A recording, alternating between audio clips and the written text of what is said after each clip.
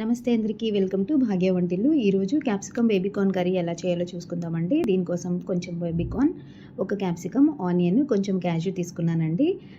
ఇక్కడ నేను కిసాన్ వారి స్వీట్ అండ్ స్పైసీ సాస్ తీసుకున్నానండి. మీరు ఇది కావాలంటే వేసుకోవచ్చు, కానీ ఇది వేసుకుంటే ఈ కర్రీ ఇలా చేసుకుంటే చాలా టేస్టీగా ఉంటుంది. దీంట్లో మెయిన్ టిప్ వచ్చేసి వెజిటేబుల్స్ ఇలాగే కట్ చేసుకోవాలండి. సో ఈ బేబీకార్న్ సెపరేట్గా వేడి నీటిలో మరకపెట్టుకొని దించుకోవాల్సిన అవసరం ఉండదు. సో ఇలా కట్ చేసుకుంటే సరిపోతుంది. క్యాప్సికమ్ కూడా ఈ రకంగా ఈ సైజ్ కట్ చేసుకోండి, ఉడికిపోతుందండి, ప్రాబ్లం ఉండదు. అండ్ ఆనియన్ కూడా చిన్న ముక్కలుగా కాదండి, ఇలా నిలువుగా ఒకటి, అడ్డగా 4 ముక్కలు కట్ చేసుకోండి, సరిపోతుంది.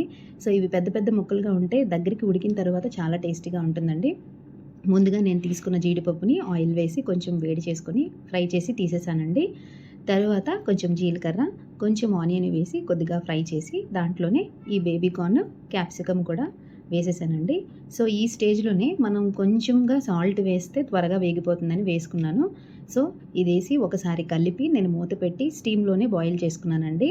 స్టీమ్లో కొద్దిగా బాయిల్ అయిన తర్వాత ఇప్పుడు కొంచెం వేగింది కదండి, ఇప్పుడు కొంచెం పసుపు, కొంచెం కారం, ఇప్పుడు కావాలంటే సాల్ట్ కొద్దిగా వేసుకుంటామండి మన రుచికి తగినంత. ముందే ఎక్కువ వేసుకుంటే అక్కర్లేదు. సో ఇదంతా బాగా కలిపి ఆ వెజిటేబుల్స్ అన్నీ ములిగినంత వరకు వాటర్ వేసుకుంటే సరిపోతుందండి.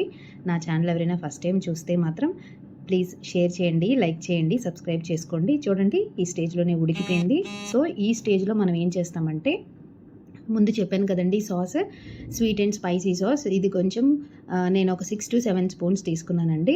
ఇదేం స్వీట్గా ఉండదండి, అలా అని బాగా కారంగా ఉండదు, పిల్లలకి బాగా నచ్చుతుందండి. ఇది రోటీ, పూరి, చపాతీ దేంట్లోకైనా బాగుంటుందండి, రైస్లోకి కూడా చాలా బాగుంటుందండి. సో ఈ లాస్ట్లో జీడిపప్పు యాడ్ చేసుకొని దించేసుకోవడమేనండి, అంతేనండి. ఎంతో టేస్టీగా ఉన్న క్యాప్సికమ్ బేబీకార్న్ కర్రీ రెడీ అయిపోయింది. Thank you.